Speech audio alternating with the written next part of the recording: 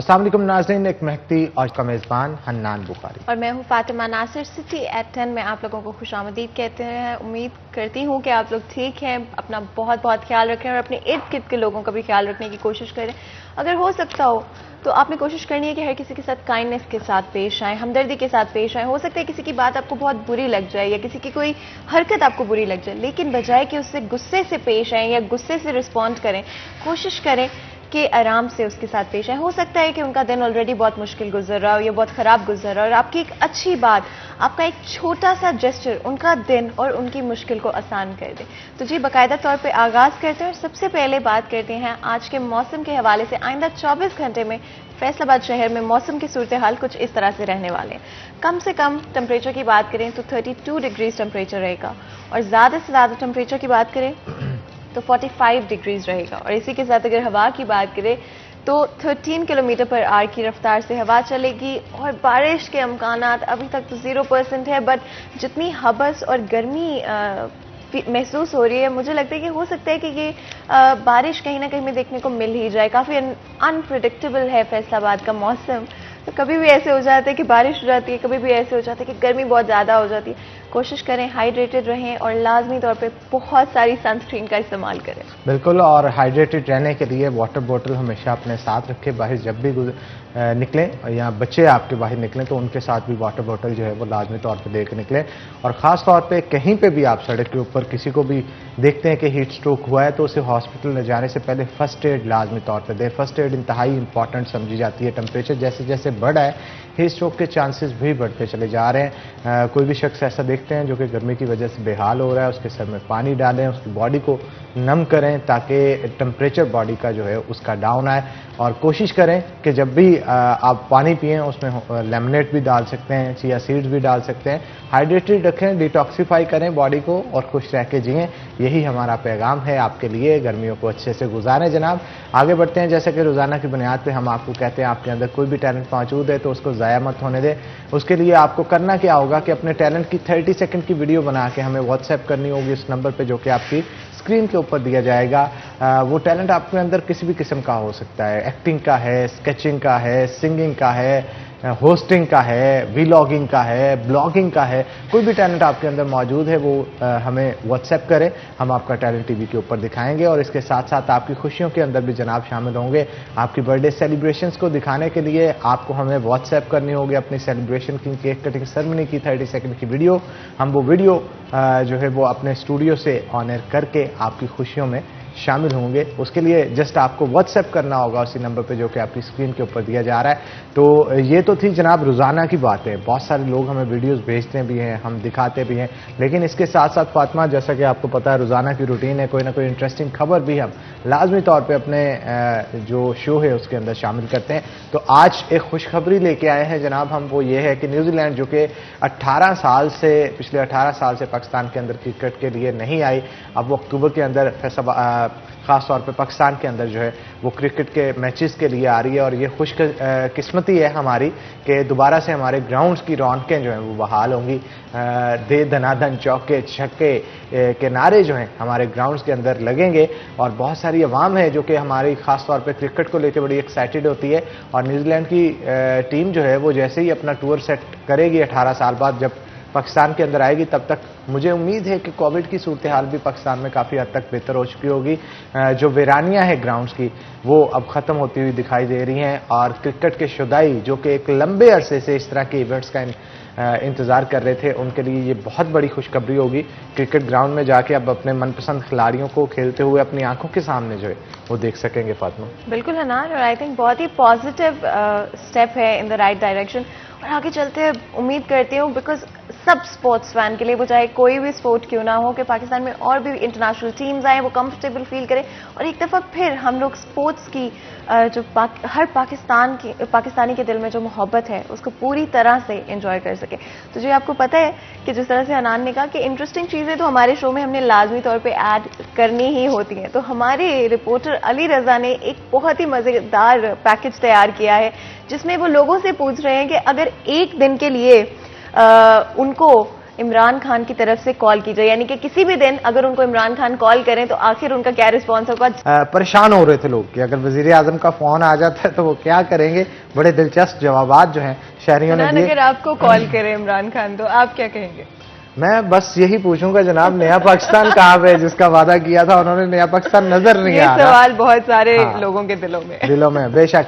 तो आगे बढ़ते हैं जनाब। जैसा कि सुबह की शुरुआत जरा मीठे से करनी चाहिए फातिमा, तो आज मीठे के हवाले से गुफ्तगू कर लेते हैं जनाब। जी हाँ, मेरी मुराद मोइज गुड़ से है, जिसकी मिठास जो है हर एक को रास आती है। मिठास का रास आना भी किसी किसी के बस में होता है। और मोइज गुड़ की जब भी बात की जाती है, इसे खालिस गन्ने के रस से तैयार किया जाता है, जिसका मकसद ये होता है कि आपको बेहतरीन मीठा जो है प्रोवाइड किया जाए। मीठा एक ऐसी चीज होती है जो कि घरों के अंदर खानों के टेबल पे सजा होता है, हर खाने के बाद भी खाने को दिल करता है, और छोटे और बड़े दोनों की पसंद है अगर तो वो मोइज गुड़ है, क्योंकि इसका चाय के साथ भी बड़ा बेहतरीन कॉम्बिनेशन है, कहवे के साथ भी बड़ा बेहतरीन कॉम्बिनेशन है। तो टी लवर्स है या कावा लवर्स है, उनके लिए मोइज गुड़ जो है वो किसी नेमत से कम नहीं। और खास तौर पे घरों के अंदर जब कोई भी खाने की टेबल सजती है, बड़े जो है वो खाना खाते हैं, तो उनकी कोशिश होती है खाने के बाद मीठा लिया जाए, तो उसके लिए भी सबसे बेहतरीन इंतखाब जो है वो मोइज गुड़ हो सकता है। इसके अलावा मैं ये भी कहना चाहूंगा कि ये आपकी डाइजेशन को इंप्रूव करता है जनाब, आपके मूड स्विंग्स को कंट्रोल करता है, इम्यूनिटी को बूस्ट करता है। तो आप झटपट बाजार में जाएं और मीठे की अगर चॉइस हो तो सबसे पहले आपको इंतखाब जो है वो मोइज गुड़ का करना चाहिए फातिमा। बिल्कुल हनान, और हमारे तो अब एक रिवायत बन गई, एक ट्रेडिशन बन गई कि हम लोगों ने सुबह आते ही मोइज गुड़ से अपना दिन स्टार्ट करना होता है, और बेशक इससे मूड भी अच्छा हो जाता है और आपका दिन भी जो है बहुत अच्छा गुजरता है। लेकिन ये तो हो गई कुछ मीठे के हवाले से बात। अब मैं एक ऐसी चीज़ के बारे में बात करना चाहती हूँ जो कि समर्स के हवाले से आई थिंक सबके लिए बहुत इंपॉर्टेंट है, चाहे वो लड़के हों चाहे वो लड़कियां हों, चाहे फिर वो बच्चे क्यों ना, क्योंकि समर्स में हर कोई चाहता है कि उनकी जो लुक है, जो वाइब है, वो अमेजिंग हो और फैशन और ऑन पॉइंट हो उनका। तो जी आज हम बात कर रहे हैं एक सेल के हवाले से। हनान, अगर मैं अपना बताऊं, मुझे सेल्स बहुत पसंद है। I love sales. मतलब हाँ, आप जाकर कोई चीज़ फुल प्राइस पे खरीद सकते हो, बट अगर वही चीज़ आपको डिस्काउंट के ऊपर मिल जाए तो उससे अच्छी चीज़ और क्या हो सकती है।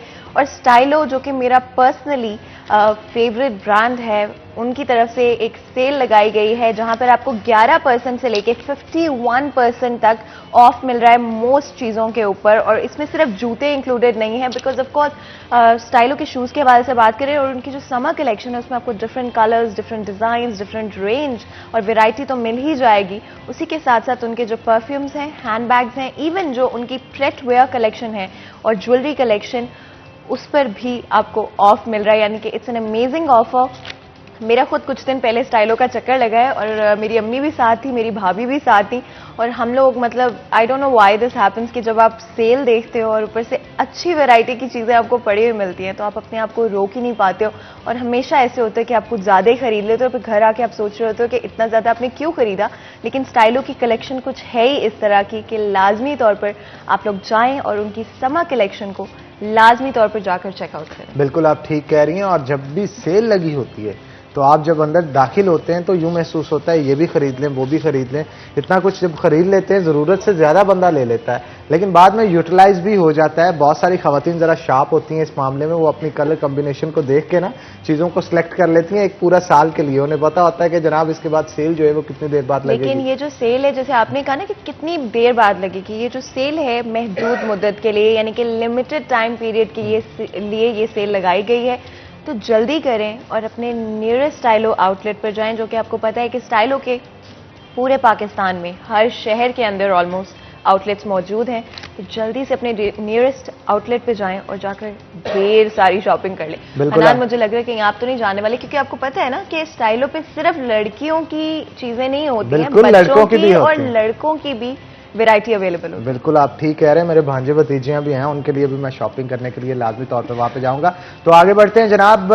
जैसा कि आपको पता है कि अब गुज़श्ता रोज जो है वो एनसीओसी ने कुछ फैसले किए हैं। फैसले क्या हुए हैं कि सिनेमा घरों को जो है अब 50% कैपेसिटी के साथ खोला जाएगा, उनको वैक्सीनेटेड किया जाएगा, और इसके अलावा बहुत सारे और भी फैसले किए हैं। लेकिन स्कूल्स के और कॉलेजेस के हवाले से अगर हम खास तौर पे बात करें तो बहुत सारी मुश्किलात का सामना टीचर्स को भी अभी फेस करना पड़ रहा है और बच्चों को भी फेस करना पड़ रहा है। इस दफ़ा जो गर्मियों के अंदर स्कूल्स खोलेंगे उससे खासी परेशानी का सामना स्कूल मालकान और इसके साथ साथ वालिदैन और बच्चों दोनों को जो है वो हैंडल करना पड़ रहा है। तो इस मौजू पे आज हमने खास तौर पर गुफ्तगू करने के लिए दावत दे रखी है। हमारे साथ मौजूद होंगे हमारे सीनियर रिपोर्टर जहांगीर अशरफ। तो जहांगीर, आपको वेलकम करते हैं शो के अंदर।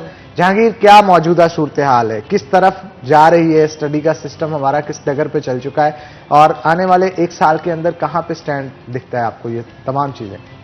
अच्छा हनान, अभी मुस्तकबिल की पेशगोई करने से ज़्यादा ज़रूरी है कि पीछे अगर हम देखें तो हमारा जो ये सेशन है बहुत डिस्टर्ब हुआ है। तकरीबन 2 कंसेक्टिव जो ईयर हैं वो कोरोना की नज़र हो गए हैं एजुकेशन के पॉइंट ऑफ व्यू से, क्योंकि लास्ट ईयर भी बिल्कुल एग्ज़ाम सीज़न था और चूँकि एग्ज़ाम जो है वो सारे साल का आपका नतीजा है। आपका समर मिलना है, आपको आपके एग्ज़ाम हो के उसके रिजल्ट मिलना है और उसी पर आपकी सारी लाइफ बेस करना है, क्योंकि मैट्रिक इंटरमीडिएट की बात करें तो ये सारी उम्र आपके साथ चलते हैं। अब इस ये साल भी यही हुआ कि कोविड की वजह से फिजिकल क्लासेस सारा साल नहीं हुई हैं और अब चूँकि दोबारा से मौका मिला 1 माह बच्चों को पढ़ने का, अब दोबारा से हुकूमत जुलाई में समर वेकेशंस करने जा रही है और ये कहा जा रहा है कि मुख्तलिफ प्रपोजल्स हैं कि 2 जुलाई से पूरा महीना जुलाई का बंद रहेगा, या कुछ जगहों पर यह भी प्रपोजल आ रहा है कि जनाब शायद 14 अगस्त तक, जिस तरह हर साल होती थी माजी में कि 14 अगस्त तक छुट्टियाँ की जाए। लेकिन इस पर मुखालफत भी सामने आ रही है। प्राइवेट सेक्टर जो है वो इसकी मुखालफत कर रहा है क्योंकि सारा साल कोविड की वजह से क्लासेस नहीं हुई। अब चूंकि कोविड की रेशो कम हुई है, मरीज़ कम हो रहे हैं, उसकी शरह जो है वो कम हो रही है और इससे जो नुकसानात हैं, और वैक्सीनेशन अगर बात करें तो वो भी बहुत बड़ी तादाद में लोगों की हो चुकी है। अगर उस्तादा की कितनी हो चुकी है? अगर एजुकेशन की बात करें तो तकरीबन मोर देन 90% जो गवर्नमेंट स्कूल के टीचर्स हैं उनकी हो चुकी है और 50% तो प्राइवेट सेक्टर में भी करवा चुके हैं। ज़्यादा मसला आ रहा है क्योंकि प्राइवेट सेक्टर में फीमेल टीचर्स की तादाद ज़्यादा होती है, तो फीमेल थोड़ा सा अवॉइड कर रही हैं क्योंकि इस हवाले से अफवाहें बहुत ज़्यादा आ रही हैं कि शायद इसमें कुछ फ्यूचर के पॉइंट ऑफ व्यू से कुछ प्रॉब्लम फेस करना पड़े उन्हें। तो इसलिए मेल साइड पे तो ज़्यादा हो चुकी है। फीमेल साइड पे चूँकि प्राइवेट सेक्टर में है ही ज़्यादा फीमेल, तो 50% के करीब अभी भी प्राइवेट सेक्टर में टीचर्स वैक्सीनेशन नहीं करवाई उनकी तरफ से। लेकिन और स्टूडेंट्स के हवाले से अगर बात करें तो क्या स्टूडेंट्स भी वैक्सीनेशन अच्छा, स्टूडेंट्स नहीं करवा रहे वैक्सीनेशन, और ना ये गवर्नमेंट के, ना प्राइवेट के, ना यूनिवर्सिटीज़ के स्टूडेंट्स इवन, क्योंकि 18 साल से ऊपर कोई भी नहीं करवा रहा। गवर्नमेंट की तरफ से कहा तो गया है कि 18 साल से ऊपर तो अब वॉक-इन कर दी गई, लेकिन स्टूडेंट के लिए चूंकि ना तो कंपलसरी कहा गया है, ना इस हवाले से कोई उनको फोर्स किया गया है, टीचर्स को बाई फोर्स लगवाई गई है। बिल्कुल, आई थिंक स्टूडेंट्स को भी इस बात पर मुतवज्जा करना चाहिए कि वो वैक्सीनेशन की तरफ आए। मजीद भी बात करेंगे इस हवाले से, लेकिन उससे पहले एक छोटा सा ब्रेक लेंगे। ब्रेक के बाद हाजिर होते हैं, कहीं मत जाएगा, हमारे साथ रहिएगा।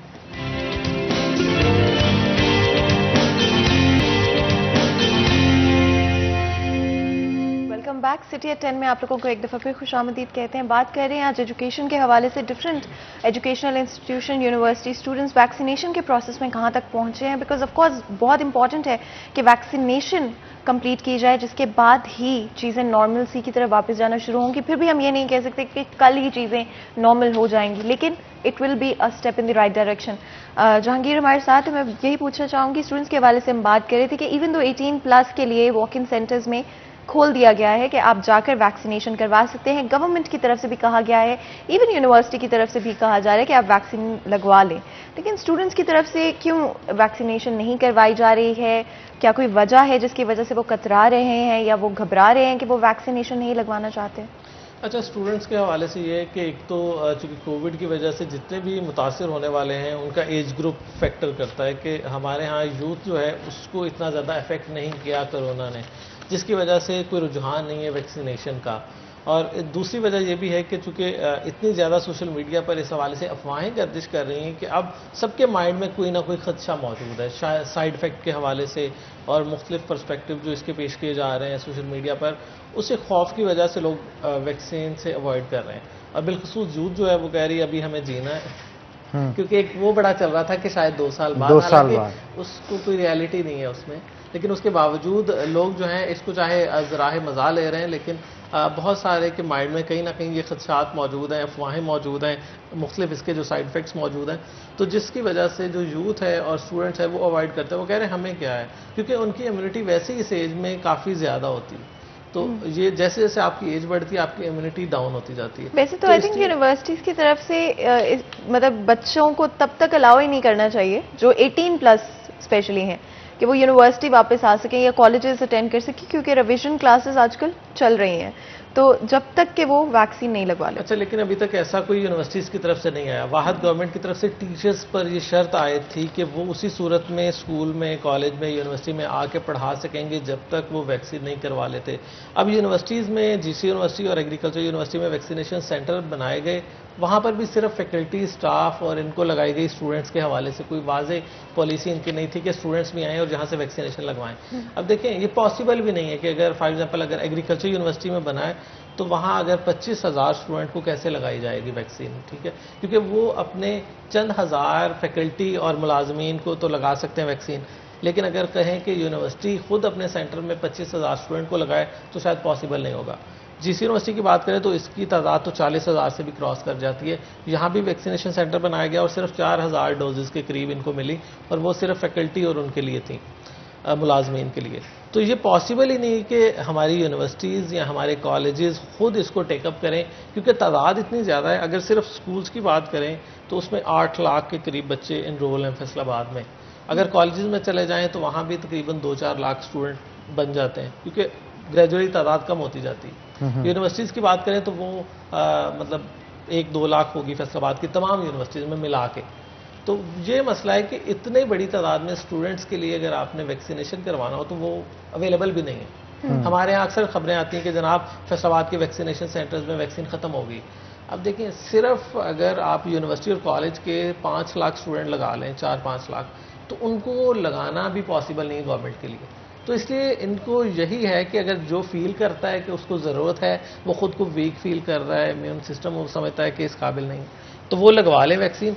और यही वजह है कि हमारी यूथ की बड़ी तादाद जो है वो अवॉइड कर रही है, और कहीं भी आपको वैक्सीनेशन सेंटर में यूथ नजर नहीं आएगी। बिल्कुल, और अगर यूथ होगी तो वो होगी जो टीचर्स हैं। बिल्कुल, एंड आई थिंक आपकी बात बिल्कुल सही कि यूनिवर्सिटी के पास शायद खुद से इतनी रिसोर्सेज ना हो, लेकिन बच्चों को अपने तौर पे कोशिश करनी चाहिए कि वो वैक्सीन लगवा लें, ताकि अपने आप को भी सेफ रखें, अपने घर वालों को और दूसरों को भी।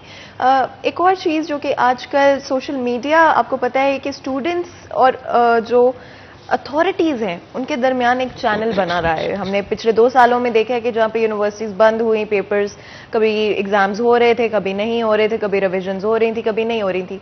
इस सारे दौरान स्टूडेंट्स ने कम्युनिकेट किया है, चाहे वो यूनिवर्सिटीज़ हों, चाहे आम पब्लिक हो, उनको बताने के लिए कि आखिर चल क्या रहा है सोशल मीडिया के थ्रू।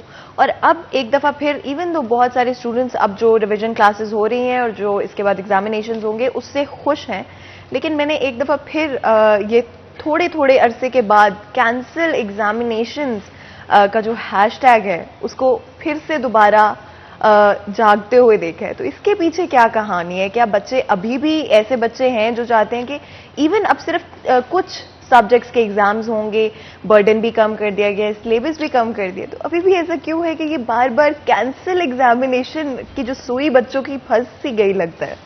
अच्छा, एक्चुअली अगर किसी भी क्लास में देखें, चाहे वो स्कूल हो, कॉलेज हो, यूनिवर्सिटी हो, तो सिर्फ 5 से 10% बच्चे क्लास में होते हैं पढ़ने वाले, जो खुद ही उसको अपनी जिम्मेदारी समझते हैं कि हमने पढ़ना है और अच्छा रिजल्ट देना है। बाकी अक्सर स्टूडेंट ऐसे होते हैं जो कहते हैं अगर टीचर पढ़ा देगा तो वो हम थोड़ा सा उसको देख लेंगे और पास हो जाएंगे। कुछ बच्चे होते हैं वो तो अल्लाह की आप फेल ही होने। तो मोस्टली तादाद उन बच्चों की है जो या तो टीचर्स पे रिलाई कर रहे हैं या खुद ही बस कह रहे हैं कि ना ही पढ़ना पड़े और सिर्फ वक्त गुजारी कर रहे हैं। तो सिर्फ 10% बच्चे ऐसे हैं जो पढ़ रहे हैं, चाहे वो लॉकडाउन भी था, घर बैठकर भी उन बच्चों ने पढ़ा है और तैयारी की है। वो तो कभी नहीं चाहेंगे कि एग्ज़ाम जो है वो ना लिए जाएं, क्योंकि एग्ज़ाम ही वाहिद पैरामीटर है जो उनको दूसरों से सुपीरियर कर देगा। अब देखिए, टॉपर जो होते हैं वो आप क्लास में 2-3 ऐसे बच्चे होते हैं बहुत शाइनिंग होते हैं और पता होता है जनाब यही टॉपर है क्लास का। तो इसी तरह से अगर एग्ज़ाम ना लिए जाएं तो वो उनको टॉपर कौन कहेगा? तो वो 10%, 5% के करीब बच्चे ऐसे हैं जो कि चाहते हैं कि एग्ज़ाम हो और वो चाहते हैं कि सारी बुक्स के हों, क्योंकि बहुत सारे ऐसे स्टूडेंट्स हैं जिन्होंने उर्दू, इंग्लिश और लाजमी मज़ामीन की भी तैयारी की होती। और हमेशा से मैं ये कहता हूँ कि आर्ट्स के जो स्टूडेंट्स हैं उनकी तो तैयारी ही लाजमी मज़ामीन में होती है, क्योंकि उनका फोकस होता है इंग्लिश पे सबसे ज़्यादा, क्योंकि उनको ये होता है कि इंग्लिश में सप्ली ना आ जाए। और इख्तियारी मज़ामीन के हवाले से तो ये होता है कि आप चाहे 1 हफ्ता पढ़ के पेपर दे दें तो आप फेल नहीं होंगे। इख्तियारी मज़ामीन जितने भी हैं आर्ट्स के। साइंस में जो मुख्तलिफ मुद्दा है, क्योंकि उसमें फोकस ज़्यादा उनका इख्तियारी मज़ामीन पे होता है, जैसे बायो केमिस्ट्री, मैथ और फिज़िक्स। जिसने आगे डॉक्टर इंजीनियर बनना है उसका तो फोकस ही इन पे होता है, जैसे फिज़िक्स पे, केमिस्ट्री पे या बायो पे या मैथ पे, जो इंजीनियरिंग वाले हैं। तो अगर तो आप साइंस वालों की साइड देखें तो उन्हें कोई इतना ज़्यादा फ़र्क नहीं पड़ता कि आप इंग्लिश का पेपर लें या ना लें, क्योंकि उनके लिए मैटर करता है फिज़िक्स, केमिस्ट्री और बायोलॉजी। लेकिन अगर आर्ट्स के बच्चों की बात करें तो उनके लिए मैटर करता है इंग्लिश, उर्दू, मुतालिया पाकिस्तान, इस्लामियात, क्योंकि ये वो मज़ामीन है जिनकी वो सारा साल तैयारी करते हैं। इख्तियारी मज़ामीन के हवाले से जो आर्ट्स हैं वो कहते हैं जनाब आखिर एक मंथ देख लेंगे तो हम पास हो जाएंगे। तो ये गवर्नमेंट को इसको बहुत सारी तनकीद का सामना भी करना पड़ रहा है, और बहुत सारे एजुकेशनिस्ट जो हैं, इवन एजुकेशन बोर्ड्स की तरफ से कहा गया कि ये हुकूमत ने जो अनाउंसमेंट कर दी है ये विदाउट उनके मशवरे के की है। अच्छा, फीस के हवाले से क्या कहेंगे? अभी भी बहुत सारे वालिदैन हैं जो कि इस चीज़ को लेकर बड़े कॉन्शियस हैं कि बच्चे को पढ़ाया उतने महीने नहीं जा रहा जितने महीने की फ़ीस ली जा रही है। इस हवाले से कोई मामला वालिदैन और स्कूल इंतज़ामिया या कॉलेज इंतज़ामिया के दरमियान तय पाएँ? अच्छा, इस हवाले से चूंकि बहुत अरसे से ये बातें चल रही हैं, फीस कोविड को अगर साइड पे भी कर दिया जाए तो हर साल गर्मियों की छुट्टियों में ये मुद्दा सामने आ जाता था कि जनाब हम स्कूल बच्चे को भेज नहीं रहे तो हम गर्मियों की छुट्टियां क्यों दें। अच्छा, अदालत तक मामला गया और अदालत इस हवाले से क्लियर कट डिसाइड कर चुकी है कि चूंकि प्राइवेट सेक्टर ने ये साबित किया कि हम क्यों फीसें लेते हैं, उनकी तरफ से ये जवाब पेश किया गया कि जनाब अगर बिल्डिंग जो है वो रेंट की है तो 3 माह हम बिल्डिंग का रेंट भी देते हैं। अगर बिजली है तो उसका एक्सपेंस आना ही आना है। अगर बाकी चीज़ें सीवरेज है या टैक्सेस हैं, वो टैक्स में 3 माह उनको छूट गवर्नमेंट की तरफ से नहीं दी जाती। तो ये जो जवाब है ये गवर्नमेंट ने भी तस्लीम किया और अदालतों ने तस्लीम किया, और उन्होंने ये अनाउंस किया कि आप मंथली बेसिस पर बच्चों से फ़ीस वसूल करें, चाहे छुट्टियाँ हों चाहे आप क्लासेस ले रहे हों। तो उसका जो पेरेंट का जो जवाब है, तो ये अदालत इस हवाले से प्राइवेट सेक्टर के या एजुकेशन सेक्टर के हक में वो फैसला सुना चुकी है कि फ़ीसें जो हैं वो माफ़ नहीं होंगी। कोविड के सिनेरियो की बात करें तो ये जो स्पैन है वो 3 माह की बजाय, चूँकि छुट्टियाँ होती हैं हमारे यहाँ 2.5 से 3 माह हर साल, ये कोविड का स्पैन इतना लंबा हो गया कि अब लोग वाकई तंग आ गए कि हम 6-6 माह की फ़ीसें घर बैठे क्यों दें, जिस पर गवर्नमेंट की तरफ से पहले फेज़ में ये रिलीफ दिया गया कि जनाब 20% जो है वो स्कूल्स वेव ऑफ करेंगे। अच्छा, ये भी अजीब बात है कि सिर्फ स्कूल्स को कहा गया, यूनिवर्सिटीज़ कॉलेजेस के हवाले से कोई लेटर ऐसा मौजूद नहीं है कि जनाब वो बच्चों को रिलैक्स करें। और क्या यूनिवर्सिटीज़ के अंदर जो गवर्नमेंट यूनिवर्सिटीज़ हैं उनके सेमेस्टर फीस को कम किया है इन्होंने? नहीं किया। वाहद पंजाब यूनिवर्सिटी ऐसी है जिसने बच्चों से ट्यूशन फीस के अलावा सारी फीसें वेव ऑफ कर दी। वाहद पंजाब यूनिवर्सिटी, उसने कोविड के जितना स्पैन था 2 से 3 सेमेस्टर, उन्होंने बच्चों से सिर्फ ट्यूशन फीस वसूल की है, क्योंकि ऑनलाइन बच्चों को इंगेज रखा गया। उन्होंने ना कोई हॉस्टल ड्यूज लिए हैं, ना एक्स्ट्रा चार्जेस लिए हैं, ना दीगर जो फंड, क्योंकि आपकी जो यूनिवर्सिटीज़ की फ़ीस होती है वो तकरीबन हाफ ट्यूशन फीस होती है और हाफ उसके अदर चार्जेस होते हैं डिफरेंट मद में। तो वो बच्चों को बड़ा रिलीफ मिला और सिर्फ वो पंजाब यूनिवर्सिटी ने रिलीफ दिया, इसके अलावा किसी यूनिवर्सिटी को ये तौफीक नहीं हुई। हालांकि गवर्नर हाउस से एक लेटर जारी किया गया था कि हर यूनिवर्सिटी को चाहिए कि अपने बच्चों को रिलीफ दे, लेकिन चूंकि क्लियर कट उसमें कोई गाइडलाइन नहीं थी, क्लियर कट कोई बताया नहीं गया था कि क्या रिलीफ दिया जाए, तो किसी यूनिवर्सिटी ने अपने फंड को कट लगाना मुनासिब नहीं समझा, बच्चों को कोई रिलीफ नहीं दिया गया। और नुकसान क्या होता अगर कट लगा देते वो फंड के ऊपर? क्या यूनिवर्सिटीज़ को नुकसान है? यूनिवर्सिटीज़ का ये जवाब होता है कि जनाब हमें हुकूमत की तरफ से अलग से कोई फंडिंग नहीं आ रही, हमने टीचर्स की तनख्वाहें जो हैं वो उसी बजट में से देनी है जो रेवेन्यू कलेक्ट हो रहा है मुख्तलिफ मद में जो यूनिवर्सिटी जनरेट करती है। तो यूनिवर्सिटीज़ का ये स्टांस है कि हम चूंकि अपना फंड खुद जनरेट कर रहे हैं, अगर हम फीसें कट ऑफ करेंगे, फीसें माफ़ करेंगे या उसमें रिलैक्स करेंगे तो उसका रिजल्ट होगा हमारा जो रेवेन्यू है वो कम हो जाएगा, और आगे जो हम टीचर्स को पे कर रहे हैं अब वो उनको देना मुश्किल हो जाएगा। गवर्नमेंट ने कोरोना के फंड्स के अंदर बेशुमार लोगों को ब्लाइज अगर किया है, तो यूनिवर्सिटी के स्टूडेंट्स जिनको करना चाहिए था उनको क्यों नहीं किया जा रहा? इसके ऊपर कोई थोड़ा बहुत 1 साल के लिए सपोर्ट नहीं, 1-2 सेमेस्टर्स के लिए गवर्नमेंट? अच्छा, ये गवर्नमेंट की इतनी नाकस पॉलिसी रही है इस हवाले से कि पहले फेज से लेकर आज तक प्राइवेट सेक्टर डिमांड करता आ रहा है कि इनको बिला सूद कर्जे फराहम किए जाएं, इनको अपनी बिल्डिंग के रेंट पे करने के लिए कोई हेल्प आउट किया जाए, बच्चों की फीसें अगर माफ़ करना है तो वो गवर्नमेंट इनको रिलीफ दे। अब देखिए सिर्फ स्कूल्स के अगर देखें गवर्नमेंट ने 20% फीसों में रिलैक्स का ऑर्डर तो दे दिया, लेकिन इसके पैरेलल प्राइवेट सेक्टर को ना तो 20% बिलों में रिलीफ दिया गया, ना स्कूल मालिकान को रेंट में कोई माफी दी गई। तो गवर्नमेंट की तरफ से कोई रिलीफ नहीं दिया गया। बिल्कुल, इसके ऊपर मजीद भी जहांगीर गुफ्तगू करेंगे, लेकिन एक छोटी सी ब्रेक के बाद। तो नाज़रीन, यहाँ पे लेंगे एक ब्रेक के बाद होंगे हाजिर। कहीं मत जाइएगा, हमारे साथ रहिए।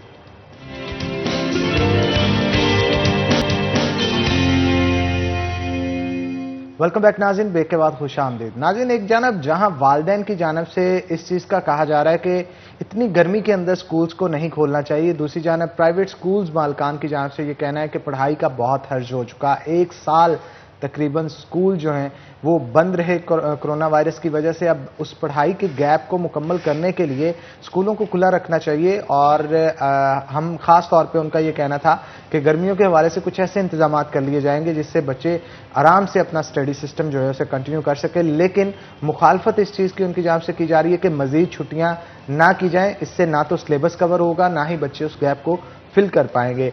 अगली स्ट्रेटजी इनकी क्या होगी, इस हवाले से बात करेंगे। ब्रेक के बाद हमें ज्वाइन किया है खालिद हयात कमोका साहब ने, जो कि चेयरमैन है एसोसिएशन ऑफ प्राइवेट स्कूल्स के। तो जनाब, आपको वेलकम करते हैं शो के अंदर। खालिद साहब, क्या कहेंगे, ये स्टांस आखिर क्यों लेना पड़ा स्कूल मालकान को? इतनी गर्मी के अंदर बच्चे किस तरह से पढ़ेंगे? सांस लेना मुहाल हो जाता है। जिस क्लासरूम में 10 बच्चे भी बैठे हों, 50-50 की स्ट्रेंथ होती है। क्या कहेंगे इस वक्त? देखिए जी, सबसे पहले तो मैं ये अर्ज़ करूं कि ये स्टांस हमारा सिर्फ स्कूल मालकान का नहीं है, बल्कि हमारे साथ 80% पेरेंट्स और टीचर्स हमारे इस मौक़िफ़ की तायद करते हैं।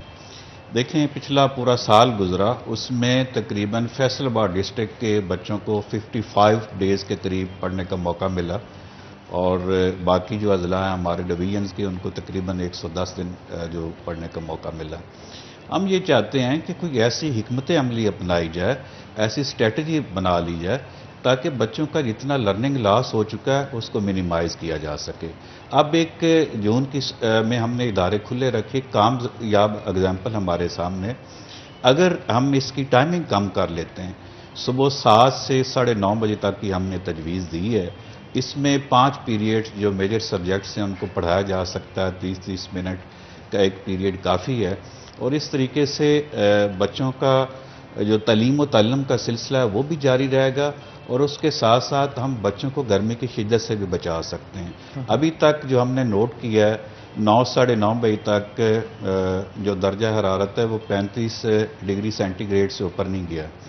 और चूँकि प्राइवेट तलीमी इदारों ने इंतजाम किए होते हैं, हमारे पास एक मुनासिब स्ट्रेंथ होती है क्लासरूम में, उसके साथ साथ बेहतरीन कूलिंग का सिस्टम हमने वहाँ पे बच्चों के लिए फैसिलिटेट। लेकिन तमाम तर स्कूल्स के अंदर तो एयर कंडीशन नहीं ना लग सकती, किस तरह से मैनेज करेंगे? देखिए, उसमें हमारे दीनी मदारिस हैं, वो गर्मियों की छुट्टियाँ उनको नहीं होती।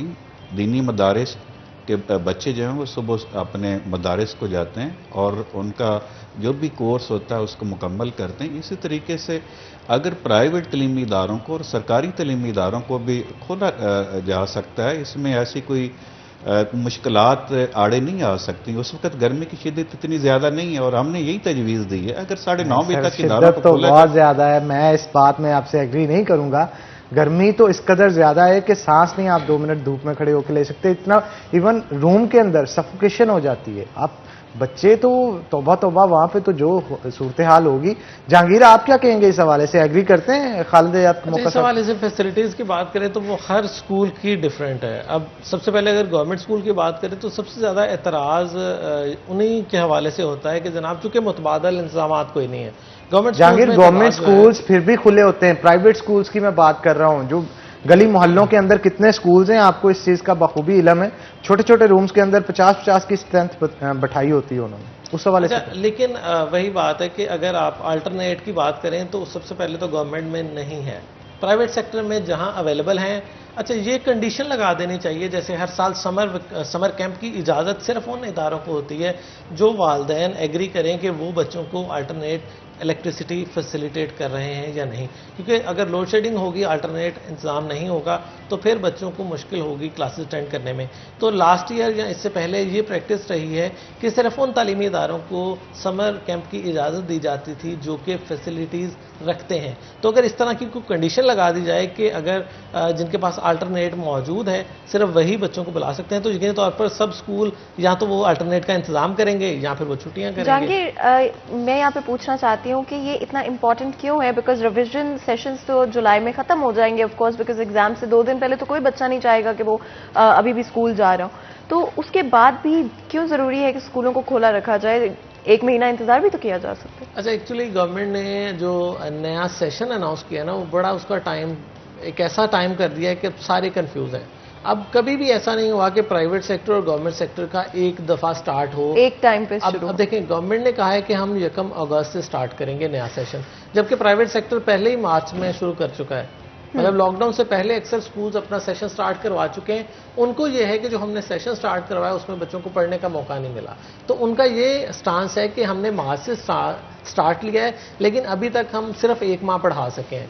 तो उनका ये स्टांस है कि हम इसको कंटिन्यू करें ताकि बच्चों को सिलेबस जो है वो कवर अप करवाया जाए। जबकि दूसरी तरफ जो गवर्नमेंट है वो चूंकि इसलिए फोर्स कर रही है जुलाई में छुट्टियों के हवाले से, क्योंकि वो 18 से 30 जून तक 8वीं क्लास के पेपर ले चुकी है और उनको ये है कि हमने रिजल्ट देना है जुलाई में, उसके बाद अगस्त में स्टार्ट करना है। तो वो तो वैसे ही फ्री है।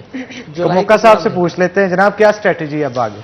इसमें हमने एक हुकूमत पंजाब को तजवीज़ दी है कि आप जो ईद उल अज़हा की छुट्टियाँ होंगी उस वक्त आप छुट्टियों का आगाज़ कर लें, और 10 अगर स्टूडेंट्स को हम छुट्टियाँ दे देते हैं और उसके बाद फिर तलीमी इदारे खोल लिए जाते हैं। देखिए, इसमें अगर हम जल्द तलीमी इदारे खोलते हैं तो इसके कई फ़वाइद भी हैं। हमारी जो इस्लामी रवायात हैं, सुबह नमाज के लिए जल्दी जागना, फिर मॉर्निंग वॉक के लिए जाना और जल्दी तैयार होकर अपने काम काज पे जाना, ये हमारे बच्चे जो रात गैर तक स्क्रीन का गलत इस्तेमाल करते हैं और रात देर को सोते हैं, सुबह वो लेट जाते हैं, इस तरह उन बच्चों की ज़िंदगी में एक डिसिप्लिन पैदा किया जा सकता है और इस्लामी असूलों के मुताबिक उनको ज़िंदगी बसर करने के लिए उनको मोटिवेशन दी जा सकती है। तो हमें ये चाहिए कि हम अपने बच्चों को जो हमारा दीन कहता है, हमारी जो रवायात कहती हैं, हमारी जो तहजीब कहती है, उसके मुताबिक हम अपने बच्चों की जो है उनकी तरबियत करें, उनकी काउंसलिंग करें। और फिर यहाँ पे मैं ये भी अर्ज़ करना चाहता हूँ, बुखारी साहब आपने भी ये एतराज़ किया कि इतनी गर्मी में इदारे नहीं खोलने चाहिए। जब जून में इदारे खोलने का फ़ैसला किया हुकूमत पंजाब पाकिस्तान ने और पंजाब ने, तो उस वक्त बाज़ पेरेंट्स की तरफ से ये एतराज़ात आए इतनी शदीद गर्मी में कैसे तलीमी इदारों को खोला जा सकता है, और जून में इदारे खुले रखने की एक कामयाब मिसाल हमारे सामने आ चुकी है। और स्कूल इंतज़ामिया ने अपने तई पूरी कोशिश की कि बच्चों को फैसिलिटेट किया जाए। और यहाँ पे ये भी मैं अर्ज़ करना चाहता हूँ, चूँकि हमारे पास जो स्ट्रेंथ आ रही है वो 50% फार्मूला को मद्देनज़र रखते हुए आ रही। आधे स्टूडेंट्स एक दिन आते हैं और आधे स्टूडेंट्स अगले दिन आते हैं, और हमारे पास निजी तलीमी इदारों में एक मुनासिब स्ट्रेंथ एक सेक्शन में होती है। हम 20 से 25 से ज़्यादा स्टूडेंट्स का एडमिशन नहीं करते एक क्लास में, और उनमें से भी अगर आधे स्टूडेंट्स आ रहे हैं तो इसका मतलब है आपके एक सेक्शन में 10 से 15 स्टूडेंट्स आ रहे हैं। फिर आप उनको कूलिंग सिस्टम अगर आप उनको प्रोवाइड कर रहे हैं, और सुबह 7 से 9:30 बजे तक देखें बच्चे एकेडमीज में भी तो जाते हैं ना, बिल्कुल, सारा दिन एकेडमीज खुलती हैं। जी जी, और मैं इस बात से एग्री करूंगी कि बहुत हद तक जो अभी एग्जामिनेशन से पहले तक का स्केड्यूल बनाया गया है वो बच्चों के लिए काफी कंफर्टेबल रहा है, जहाँ पे कुछ वक्त के लिए आपको जाना होता था या रिवीजन टेस्ट आपके लिए जाते, तो वो चीज़ ज़रूर बेहतर थी। लेकिन फिर भी बहुत सारे बच्चों को दूर उतरना पड़ता है, जैसे कि पार्किंग स्पेस में उनको उतर के चलकर गेट तक जाना पड़ता है, या यूनिवर्सिटीज़ के लिए भी आपको ये करना पड़ता है, क्योंकि सामने तो गेट के अगर आप खुद जा रहे हैं तो आपको पार करके जाना पड़ता है। इसमें तो इतनी देर आप चाहे 2 मिनट ही क्यों ना हो, इतनी तपती धूप के अंदर, वो तो आपकी हेल्थ के लिए भी डेंजरस हो जाएगी। देखिए, इतनी तपती धूप वो नहीं है ना, 7 से 9:30 बजे तक मैं आपको आप नोट कर लें 35 डिग्री सेंटीग्रेड से ज़्यादा दर्जा हरारत नहीं है।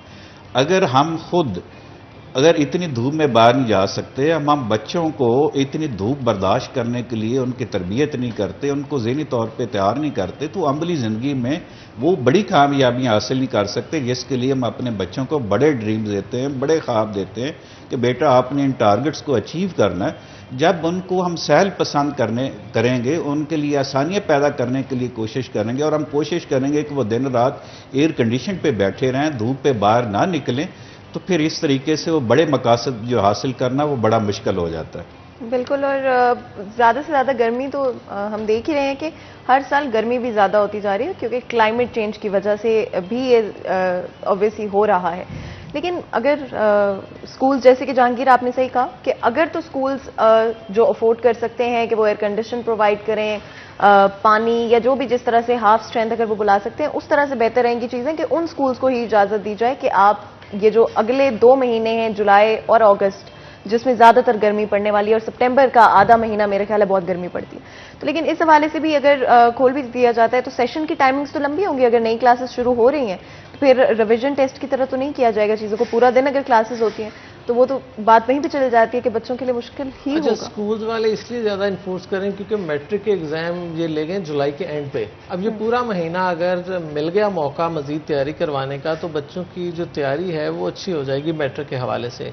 अब देखिए, चूंकि मैट्रिक के बच्चों को जैसे बता रहे थे कि इस पूरे सेशन में 50 दिन के करीब पढ़ने का मौका मिला था, और अब अगर ये जून में ला लें तो मज़ीद इनको तकरीबन 20 दिन मिल गए होंगे इसमें, बल्कि उसको भी अगर हाफ करें क्योंकि बच्चे आधा दिन आ रहे हैं, 3 दिन आ रहे हैं हफ्ते में, ठीक है, अल्टरनेट डेज में, तो ये मेरा ख्याल है कि 10-12 दिन उन्हें मिले हैं एक महीने में।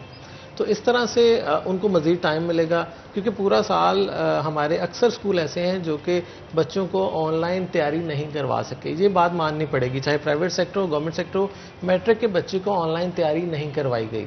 ये रिजल्ट आपको मिलना है जब एग्जाम होंगे, उस वक्त ये पता चलेगा कि रिजल्ट क्या बनते हैं। क्योंकि अब अगर पूरे साल का कंटेंट आपने सिर्फ 2 माह में पढ़ना है तो फिर आपके रिजल्ट भी उसके अकॉर्डिंगली। बिल्कुल बिल्कुल हनान। और मैं आपके प्रोग्राम के तवज्जो से एक्चुअली हमारे पास ना वक्त बहुत कम होता है, और लेकिन आई एम श्योर कि हमने जो डिस्कशन किया है आज वो हेल्पफुल रहा होगा, और आगे चलते हुए पेरेंट्स के लिए भी थोड़ा अवेयरनेस क्रिएट होगी कि किस तरह की चीज़ें वो एक्सपेक्ट कर सकते हैं आने वाले वक्त में। तो जी आप लोगों का बहुत बहुत शुक्रिया अदा करते हैं, आपने हमें ज्वाइन किया इस सेगमेंट के अंदर।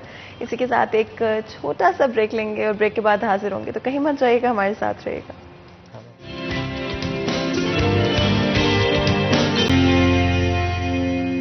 वेलकम बैक नाज़रीन, ब्रेक के बाद खुशामदीद। अगर आप चाहते हैं कि आपकी पर्सनैलिटी बेहतरीन हो, उसके लिए आपकी ड्रेसिंग और हेयर स्टाइल ज़बरदस्त होना चाहिए। मेरा hair style prime hair club की तरफ से बनाया गया। आप भी ज़बरदस्त हेयर स्टाइल और बॉडी केयर करना चाहते हैं तो जनाब कॉलोनी प्राइम हेयर क्लब पे जा सकते हैं। और रही बात ड्रेसिंग की, तो समर कलेक्शन के अंदर ज़बरदस्त सी कलर्स का इंतखाब जो है वो फातिमा आजकल कर रही हैं। तो फातिमा की तरफ चलते हैं। फातिमा, आज कलर अच्छा पहना है। थैंक यू हनान, आपने भी कलर बहुत अच्छा पहना हुआ है, और आई थिंक थोड़ा मैच हो गया, बहुत मैच नहीं हुआ कम्प्लीटली, लेकिन थोड़ा सा क्लोज मैच हो गया। बट समर्स है तो डेफिनेटली आई थिंक आपके मूड पे बड़ा इम्पैक्ट पड़ता है अगर आप ब्राइट कलर्स पहनते हैं, और समर्स में आप कोई भी कलर पहन सकते हैं और उसको पुल ऑफ कर सकते हैं, जो कि मुझे समर्स की सबसे अच्छी बात लगती है। इसलिए लाजमी तौर पे थोड़ा बहुत डिफरेंट चीज़ों को ट्राई करते रहना चाहिए। और मेरा फेवरेट है कि अगर आप कोई भी कुर्ते को पेयर कर लें किसी भी चीज़ के साथ, यानी कि जीन्स के साथ पेयर कर लें, आई थिंक आपके लिए काम आसान हो जाता है, स्पेशली उन लोगों के लिए जिन्होंने यूनिवर्सिटी, स्कूल या फिर ऑफिस जाना होता है। तो लाजमी तौर पर ये एक टिप होगी हेल्पफुल कि कुर्ता जो है आई थिंक कहीं पे भी किसी भी ओकेजन पे और किसी भी मौसम में चल जाते हैं। भनान, आपको पता है हमारी तो रिवायत है कि लाजमी तौर पे हम लोगों ने हमारी जो ऑडियंस है उनके साथ चाय बनानी होती है। बिल्कुल जी, चलते हैं किचन में, चलते हैं और जाकर चाय बना लेते हैं। बिल्कुल। और आज डीएटी की तरफ से चाय जो है वो तैयार की जाएगी। डीएटी बनाने वालों का ये कहना है कि इससे दुनिया के बेहतरीन बागात से चाय की पत्तियों को चुन के लाते हैं ताकि आप तक बेहतरीन चाय पहुंचाई जा सके, और बेहतरीन लोगों का इंतखाब भी डीएटी ही होता है। डीएटी के हवाले से बताता चलूँ, इसका टेस्ट, टेक्सचर और अरोमा इंतहाई ज़बरदस्त है। 2 तरह की पैकिंग है, येलो और रेड।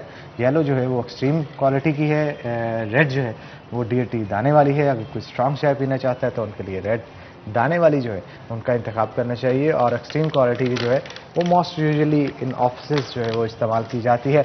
और जब बात आती है हीरे की अंगूठी की, तो हमें क्या करना होगा, कैसे जीतनी होगी, या किस तरह से कुरंदाजी के अंदर शामिल होना होगा, फातिमा से जाते हैं। बिल्कुल हनान, तो आप लोगों ने जैसे कि हनान ने बताया कि 2 क्वालिटी डीएटी की पैकिंग अवेलेबल है मार्केट के अंदर, जो कि एक येलो पैकिंग है जो कि एक्सट्रीम क्वालिटी है, दूसरी दाने वाली है। और अगर आप चाहते हैं कि आपका नाम कुरानदाजी के अंदर शामिल किया जाए तो आपने बड़ी सिंपल सी चीज़ करनी है कि आपने येलो पैकिंग खरीदनी है जिसके ऊपर आपको ये लेबल बना हुआ नजर आएगा, ये कुरानदाजी सिर्फ और सिर्फ फैसलाबाद के शहरियों के लिए है, यानी कि फैसलाबाद के लोग जाकर ये पैकिंग खरीद सकते हैं। किसी भी नज़दीकी सुपर स्टोर से आपको ये पैकिंग अवेलेबल मिल जाएगी, जिसमें एक कार्ड आपको मिलेगा, आपने इसको सेंड करना है अपने नाम के साथ, जिसके बाद हर हफ्ते कुरानदाजी की जा रही है। यानी कि हनान बहुत सारे मौके मिलेंगे हीरे की अंगूठी जीतने के, और हो सकता है कि अगर इस हफ्ते आप कुरानदाजी में अपना नाम शामिल कर दें तो ये अंगूठी आपकी ही निकले तो लाजमी तौर पर जाएं और जल्दी से जाकर एक्सट्रीम क्वालिटी की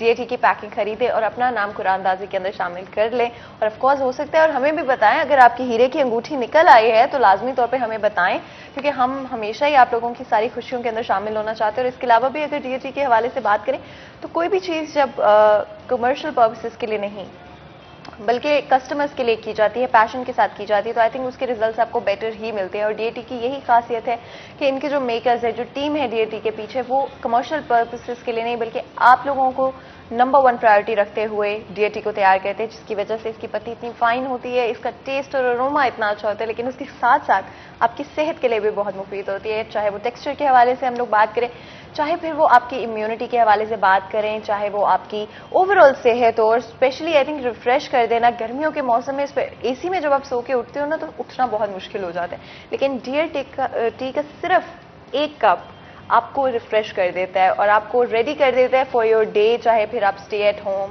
मॉम हो, या फिर आपको यूनिवर्सिटी स्टूडेंट है, या फिर आप ऑफिस वर्कर ही क्यों नहीं है, दिन तो सारों ने जो तंदुरुस्त होकर गुजारना होता है, DAT भी यही चाहती है। इसी वजह से DAT के अंदर सिर्फ नंबर 1 क्वालिटी के इंग्रेडिएंट्स का इस्तेमाल किया जाता है। बिल्कुल, नंबर 1 क्वालिटी के इंग्रेडिएंट का इस्तेमाल करने का मकसद भी ये होता है कि क्वालिटी प्रोडक्ट अपनी ऑडियंस तक पहुंचाई जाए।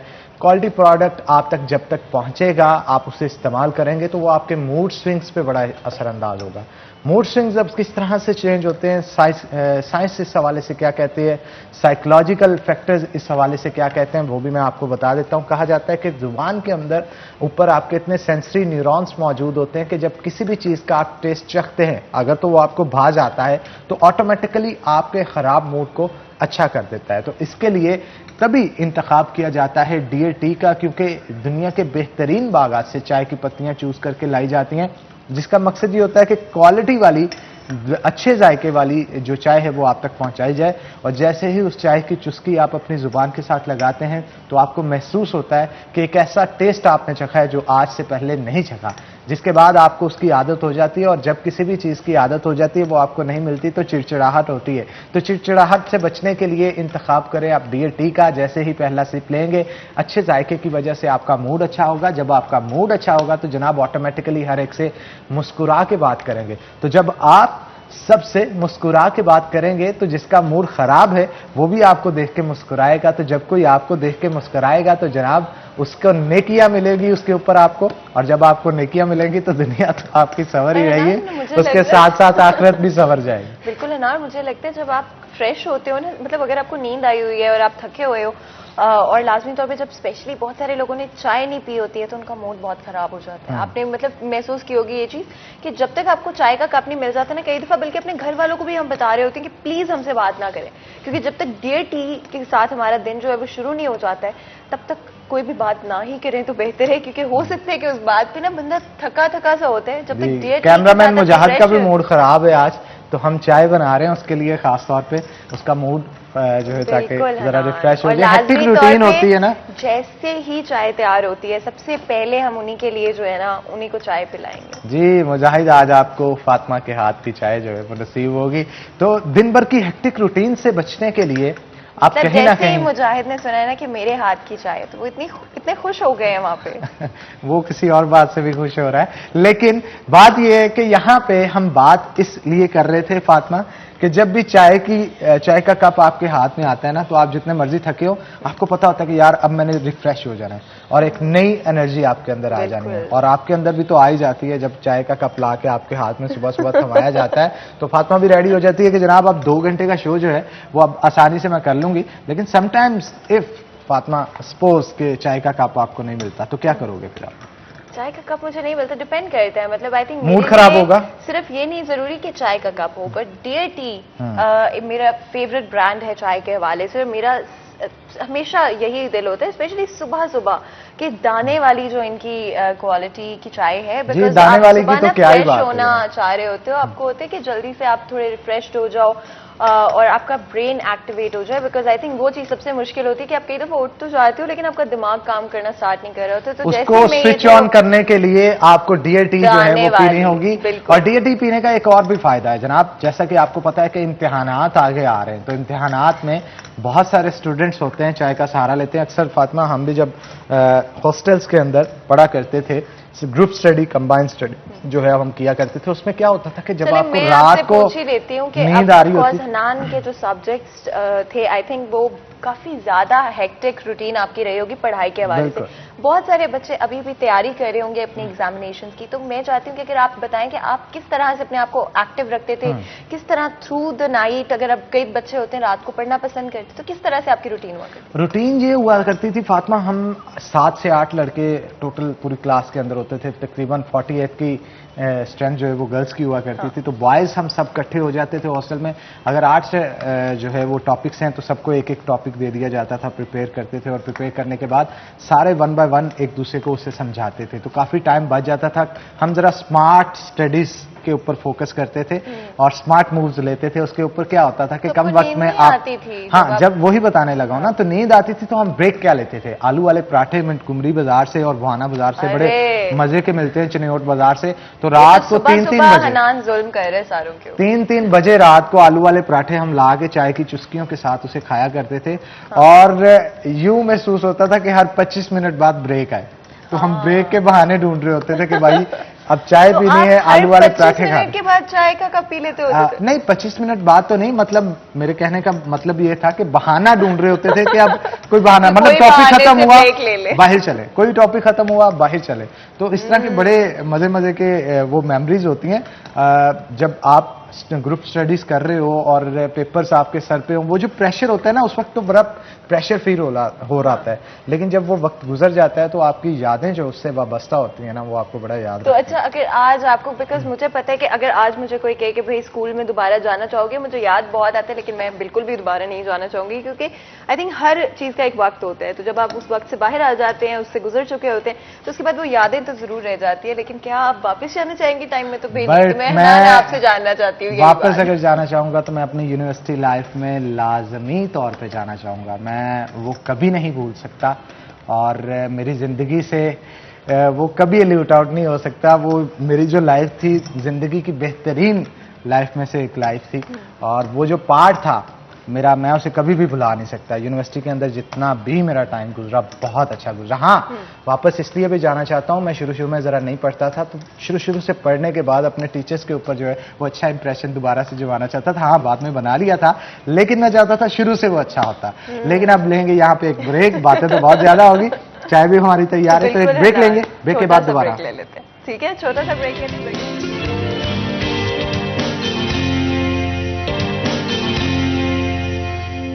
वेलकम बैक नाज़रीन, ब्रेक के बाद खुशामदीद।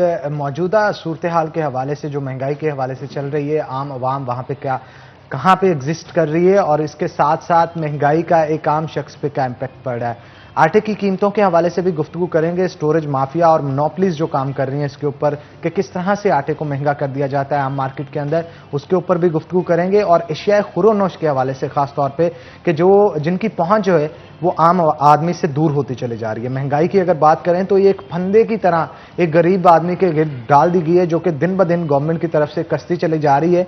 और महंगाई बढ़ने के साथ साथ इस महंगे दौर के अंदर एक गरीब आदमी का सांस लेना भी मुश्किल होता चला जा रहा है। इन तमाम मौजूदात पे गुफ्तगू करेंगे। हमारे साथ मौजूद हैं शाहिद मुख्तार बाजवा साहब, जो कि साबिक चेयरमैन हैं फ्लोर मिल एसोसिएशन के, तो आपको वेलकम करते हैं शो के अंदर। क्या कहेंगे शाहिद मुमताज साहब के, अगर खास तौर पे महंगाई की बात की जाए, अब महंगाई की वजह से बहुत सारे लोग परेशान हो रहे हैं।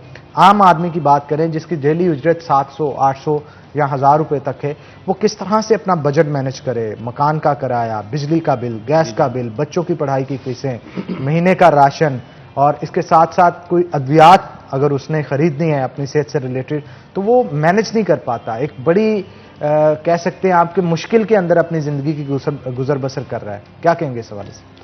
जी, बिस्मिल्लाहिर्रहमानिर्रहीम। अच्छा, इस सिलसिले में जो 2-3 चीज़ें आपने इकट्ठी अपने बयानिए में की है ना जी, एक तो खुर्दोनोश और स्पेशली आटा, ख़ास तौर पे हम कहते हैं कि आम एक आदमी की खुराक का बुनियादी जुज़ है।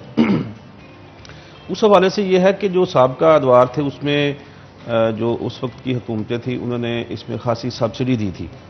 अब इस दौर में जो है वो एक हम सुन रहे हैं टारगेटेड सब्सिडी कि उसके ज़रिए हम जो है ना वो 46% लोगों को ना वो सस्ता आटा देंगे। हालांकि आटा जो है वो 100% लोगों की खुराक है, उसमें मेरा भी उतना ही राइट है जितना कि आपका राइट है कि मैं आपको सस्ता लूँ। क्योंकि आपका अगर एक बंदे की दिहाड़ी 800 रुपये है ना, तो उसने सबसे पहले आटा, घी और चीनी खरीदना है, उसके बाद उसने दीगर लवाजमात खरीदने हैं। तो मैं ये समझता हूँ कि हुकूमत को चाहिए कि इसको कोई अच्छे पैरामीटर्स तय करे। पिछले साल की निस्बत इस दफ़ा जो महंगाई है वो तकरीबन 35 से 40% बढ़ गई है।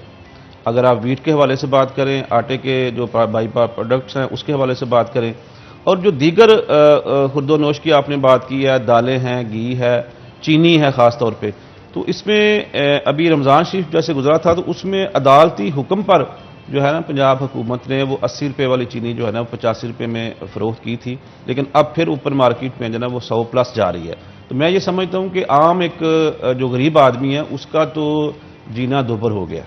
बिल्कुल, और ऑफ कोर्स जब महंगाई इतनी ज़्यादा होगी तो एक आम आदमी किस तरह से गुजारा कर सकता है।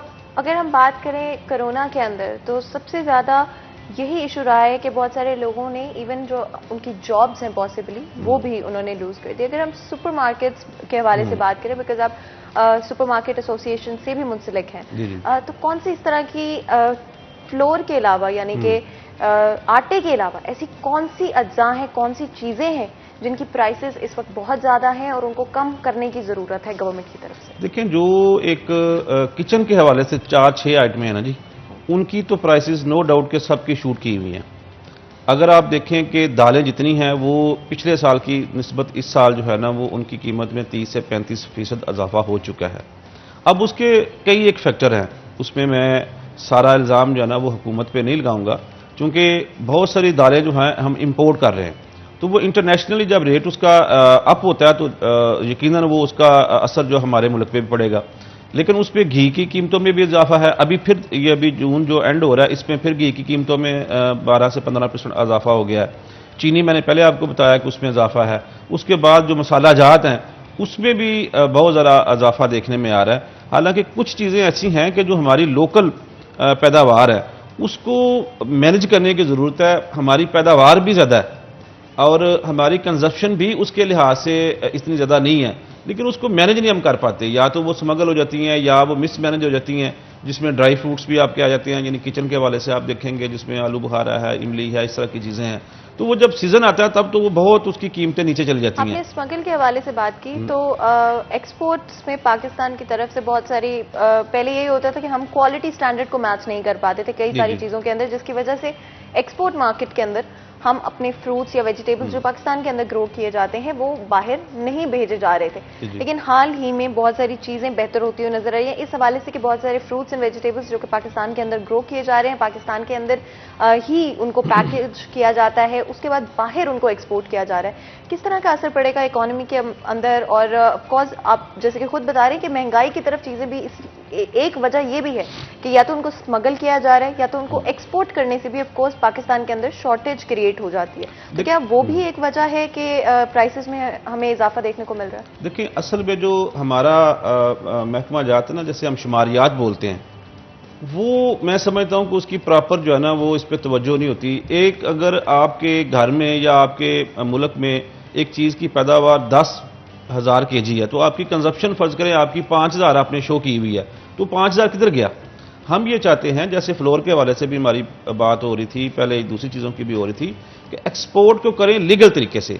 लेकिन जब हम अपना बजट बनाते हैं तो इसमें भूल जाते हैं कि हमारे नेबर में जितने अफगान रिफ्यूजीज़ हैं और अफगानिस्तान है, खाने पीने की चीज़ें जब भी आप उसका कैलकुलेशन करेंगे तो आप अफगानिस्तान को माइनस नहीं कर सकते। हमारे यहाँ क्या होता है कि जी हमारी आटे की जो कंजप्शन है जी वो 50 लाख टन है फर्ज करें, तो हमने उनका 20 लाख तो डालने नहीं है। अब वो 20 लाख जो मेट्रिक टन है गंदम है या आटा है वो इलीगल तरीके से वहां चला जाएगा।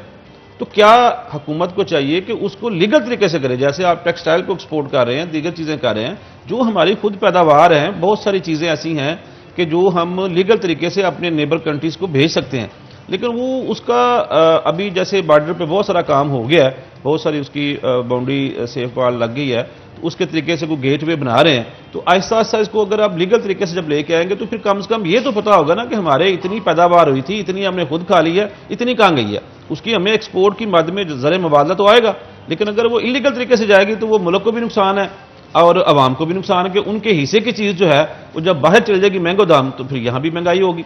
बिल्कुल। और अगर रेट्स में इंक्रीज होता है और टैक्सेस स्पेशली जो हैं हर चीज़ के ऊपर लगाए जा रहे हैं, मोस्टली इवन जो चीज़ें सुपर स्टोर से खरीदी जाती हैं वहाँ पे भी बहुत हद तक अब प्राइसेस और टैक्सेस लगाए जा रहे हैं। अब इसका अगर हम देखें तो किसको सबसे ज़्यादा नुकसान हो रहा है? क्या कस्टमर सबसे ज़्यादा सफ़र कर रहे हैं? अगर हम बात करें सुपर स्टोर के मालिकान की, क्या उनको भी सफ़र करना पड़ रहा है और गवर्नमेंट की तरफ से क्या वो टैक्स कलेक्ट किया जाता है, या फिर जो गेटवेज हैं यानी कि जो रास्ता है वो उसमें करप्शन का भी हाथ है? देखिए, ये बहुत बड़ा अलमिया है कि जैसे मैं एक सुपरमार्केट एसोसिएशन को लीड कर रहा हूँ, तो हमारे 50-60 स्टोर जो हैं वो आपके परमानेंट जगह पे हैं शहर के, जहाँ पे FBR की भी एसेस ईजी है, आम कस्टमर की भी है, मीडिया की भी है, वो जाके आप चेक कर सकते हैं कि इनके रेट्स क्या हैं, इनकी एक्सपायरी कहाँ पे है। तो अब FBR ने, जैसे आपने पिछले बजट तकरीर में सुना होगा, जो हमारे वजीर खजाना है कि वो हमारा एक पॉइंट ऑफ सेल है PSO, जो पूरी रिटेल मार्केट को वो करने जा रहे हैं। तो हमारा ये अलमिया है कि देखें, हम जिससे इनकी असल में टैक्स रजीम पूरी नहीं है, नेटवर्क पूरा नहीं है, हमारे पास तो एंड यूज़र ने आना है, जो हमें दे रहा है वो कोई बंदा रजिस्टर्ड ही नहीं है, मोस्टली कोई 80% लोग ना वो रजिस्टर्ड नहीं है। हम रजिस्टर्ड हैं, हम सेल टैक्स में भी रजिस्टर्ड हैं, हम PSO भी हमारा लग गया है।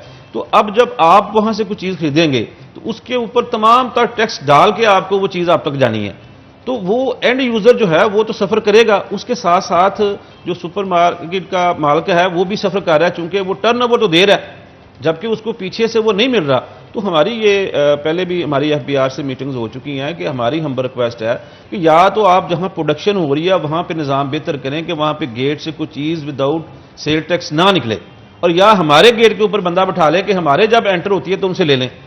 अब करना क्या होता है कि एंड पे जब आपने 4 बजे यहां सुट के जाना है तो आपने कोई चीज़ बाइंग करनी है तो आपको तो टैक्स लग गया, और जो बेचने वाला है, जो दुकानदार है, जो सुपर स्टोर का मालिक है, वो क्या करे?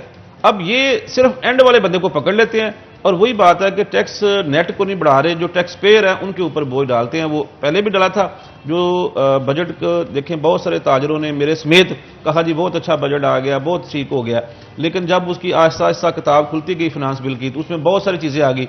जैसे हमारा था फ्लोर के ऊपर उन्होंने टैक्स लगा दिया था, हमने पूरी 2-3 दिन के लिए इंडस्ट्री बंद की, एहतजाज किया, फिर जाके वो टैक्स वापस हुआ। अभी भी जब उसको फाइनली फिनांस बिल आज पास हो जाएगा या बजट, फिर देखेंगे क्या करते हैं। अच्छा शाहिद साहब, वीट के हवाले से मैं यहाँ पे पूछना चाहूंगा, गवर्नमेंट की तरफ से कुछ इंस्ट्रक्शंस दी गई थी कि इसे फोर्टिफाई करके आयरन के साथ जो है वो मार्केट के अंदर दिया जाए। सही स्टिल अभी भी बहुत सारी फ्लोर मिल्स है, लिखा बहुत कुछ होता है, अंदर कुछ नहीं मौजूद है। सही, क्या कहेंगे सर? अच्छा, इसमें यह था कि देखिए इस तरह के जो प्रोजेक्ट आते हैं ना वो आपको स्पोर्टिंग एक होते हैं प्रोजेक्ट, जैसे वर्ल्ड वाइज को आ गया, WHO की तरफ से आ गया, तो उसकी इम्प्लीमेंटेशन जो है ना वो 2-3 महकमे उसमें इन्वॉल्व होते हैं। अकेला जो फ्लोर मिल मालिक है या एक एजेंट है उसकी जिम्मेदारी नहीं है। अब होता क्या है कि ये करोड़ों रुपए के जो इनके पास फंड आते हैं, आप कह लें गिफ्ट की शक्ल में, मुख्तलिफ हमारी जो मैन्युफैक्चरिंग मशीनरी वाले, बुलर वाले हैं, और 1-2 जिनका मैं नाम ले सकता हूँ, कि उन्होंने पिछले 4-5 साल से ये जो था ना आयरन वाला, उसके हमें जो मशीनरी वगैरह थी वो बिला मुआवजा सपोर्ट करनी थी। अब ये है कि फ़र्ज़ करें फैसलाबाद में 50 मिलें हैं, तो अब उन्होंने 50 मिलों के नाम तो वो मशीनरी डाल दी है, लेकिन हमारे तक वो 10 को नहीं पहुंची। जो 4-6 उनके मिलने वाले थे उनको लगा दी, ठीक है, अब मैं कहाँ से वो मशीनरी लेके आऊँ जी? मुझे तो कहते हैं कि जी आप आयरन वाला दें, मुझे वो इक्विपमेंट तो देंगे तो फिर ये ना, मुझे वो मशीनरी देंगे तो फिर मैं लगाऊंगा। तो ये महकमा खुराक, ज़िली इंतज़ामिया और उसके साथ माहौलियात और 1-2 और महकमे हैं जिनकी इश्तराक से वो चीज़ें लगनी थी। अब यहाँ पे जो लैक ऑफ कोऑर्डिनेशन है वो सबसे बड़ा अलमिया है। अगर महंगाई की भी आप बात करते हैं तो DC साहब सुबह कहते हैं यार पकड़ लो दकड़ लो, एक AC साहब निकलते हैं वो पटवारी को क्या देते हैं, किसी के पास इवन आपने कल परसों सोशल मीडिया पे एक FIR पड़ी होगी कि एक सब्जी फरोश को चलान कर दिया कि वो लेस रेट पे बेच रहा है। इसी तरह हमारे स्टोर पे पिछले दिनों में एक साहब आगे मजिस्ट्रेट, तो उन्होंने कहा जी कि आप चीनी 85 रुपये क्यों बेच रहे हैं, जबकि नोटिफिकेशन 85 रुपये का था, नहीं 80 रुपये बेचे। तो इस तरह की जब चीज़ें होती हैं, ये मैं समझता हूँ कि ट्रेनिंग, विजन, इसकी कमी है। अगर इमरान खान जी की जो गवर्नमेंट है, पीटीआई की जो गवर्नमेंट है, उनका हम मंशूर समझते हैं, ठीक है, हम उससे इत्तेफाक करते हैं, हमने उनको वोट दिया है, लेकिन उसके नीचे जब आप अमल दरामद नहीं सही कराएंगे तो आम आदमी तक उसका समरात नहीं पहुंचेंगे। जैसे प्राइम मिनिस्टर बार बार कहते हैं कि उनको गरीबों का दुख है, सारा कुछ है, लेकिन आप भी समझते हैं, मैं भी समझता हूं कि आज तक आम आदमी की जिंदगी में कोई आसानी नहीं आई। हाँ, जो आपके फॉरेन रेमिटेंस है वो बढ़ गए हैं, दूसरी चीजें बढ़ गई हैं, वो अच्छे साइन है, लेकिन एक आम आदमी जब हम मार्केट में जाते हैं वो पूछता है जी आप इंटरव्यू दे के आए, क्या हमारे लिए किया आम आपने? आदमी की जिंदगी मुश्किल से मुश्किल होती जा रही है और कोशिश यही होगी कि उन इश्यूज को रेज कर सके ताकि शायद चीजें बेहतरी की तरफ जाए। तो यहाँ पे एक छोटा सा ब्रेक लेते हैं, ब्रेक के बाद हाजिर होंगे, कहीं मत जाएगा, हमारे साथ रहेगा। वेलकम बैक नाज़रीन, ब्रेक के बाद खुशामदीद। शाहिद साहब हमारे साथ मौजूद हैं, मजीद गुफ्तगू उनके साथ करेंगे। क्या कहेंगे जनाब, गवर्नमेंट का ये कहना था कि इस दफ़ा गंदम की पैदावार रिकॉर्ड हुई, इसके बावजूद भी मार्केट के अंदर जो तय करदा कीमत थी उससे कई ज़्यादा पैसों पे बिकती हुई नजर आई। कौन लोग हैं इस महंगाई के पीछे? मसनूई महंगाई किन लोगों की तरफ से की जाती है? अच्छा, ये देखें कि पिछले साल जो रेट था वो 1400 रुपये फी मन था जो हुकूमत ने किसानों से खरीदी थी, और उस वक्त इन्होंने 42 लाख मेट्रिक टन जो गंदम वो प्रोक्योर की थी। इस दफ़ा किसानों के एहतजाज और शोर शराबे की वजह से भी और हालात वाक़यात को देखते हुए हुकूमत ने वो जो रेट था वो 1800 रुपये फी मन कर दिया। और हमारे जो ऊपर फिर पॉलिसी मेकर्स हैं, उन्होंने सोचा कि इसको थोड़ा सा ना कोई ट्विस्ट करते हैं कि आप पिछले साल की निस्बत 1000 रुपया फी बोरी किसान को ज़्यादा दे रहे हैं, क्या उसके लिए अट्रैक्शन आपने पैदा की? तो आप अपना टारगेट चाहिए था कि 42 लाख से ले जाते 50 लाख पे, इन्होंने अपना जो है वो टारगेट रिवर्स कर लिया 35 लाख पे। और इन्होंने खुद दावत दे दी जो ज़ख़ीरा अंदोज थे, जो होल्डिंग करने वाले थे, कि जी आपके लिए हमने खुला मैदान छोड़ दिया, और फ्लोर मिल्स के ऊपर पाबंदी लगा दी कि आपने 72 घंटे से अलावा आपने वीट नहीं खरीदनी। तो आप खुद बताएं कि जब दो एजेंसीज हैं, जो अदारे हैं जिन्होंने गंदम लेनी थी, एक मिल वाला था, एक हुकूमत पंजाब महकमा खुराक था, अब दोनों ने तो हाथ खड़े कर लिया, एक के तो हाथ बांध दिए गए, एक ने कहा जी हमने लेनी इतनी है। तो बाकी तीसरा एलिमेंट जो था वो फिर उसने अपनी हरकत में आया, उसने होल्डिंग की। देखें अभी भी 2000 प्लस रेट है, तो मैं ये समझता स्टिल फैसलाबाद का रेट आज भी 2000 प्लस है फी मन। कराची का 2150 रुपये है, पिंडी का 2070 रुपये है, लाहौर का 2050 रुपये है, इस तरह यानी 2000 प्लस जा रहा है। तो अभी भी जो है वो होल्डिंग वाले, मैंने आज से 2-4 दिन पहले भी एक ऑन एयर बात की थी, आज भी मैं आपके प्रोग्राम के हवाले से हुकूमत से ये अपील करूंगा कि खुदारा गरीबों के बारे में सोचें। आप कहते हैं कि जी पकड़े नहीं जा रहे, मैं आपको एक छोटा सा हिंट्स देता हूं कि आप ऐसा करें कि जी आप अनाउंस कर दें कि जी आटे का रेट हमने सरकारी तौर पे इतना कल से कर देना है, चाहे आपने 3000 रुपये में मन गंदम ली है, चाहे आपने 4000 में ली है। आप यकीन करें कि आज हुकूमत ऐलान करे कि हम परसों से जो ना वो कोटा देने जा रहे हैं, रेट 50% वापस आ जाएंगे। क्योंकि अभी जब किसी को पता ही नहीं है कि कोटा कब मिलना है, ग्राइंडिंग कब शुरू होनी है सरकारी तौर पे, सहूलत बाजारों में आटा कब आना है, आम दुकान पे कब आना है, तो वो फिर मिडल मैन की मुनाफली है। जो आड़तिया था, जो मिडल मैन था, उसने ज़ख़ीरा अंदोज़ी की भी है, एजेंसियों को भी पता है। अब देखें ना, हर मिल के ऊपर गंदम आ रही है, तो अब कहाँ गई IB, कहाँ गई स्पेशल ब्रांच, कि उनको नहीं पता कि कहाँ से गंदम निकल रही है। ये थर्ड पार्टियों ने लेके रखी हुई थी और बड़े मजबूत हाथों में गंदम है। लेकिन हुकूमत को चाहिए कि उनको कला कमा करे, जिनके खिलाफ कानूनी कार्रवाई करे ताकि रेट नीचे आए। लेकिन पंजाब हुकूमत या दीगर एजेंसियों को इसमें काम करती नजर नहीं आ रही। बिल्कुल, और आई होप कि इन चीज़ों के ऊपर एक्शन लेने की कोशिश की जाए।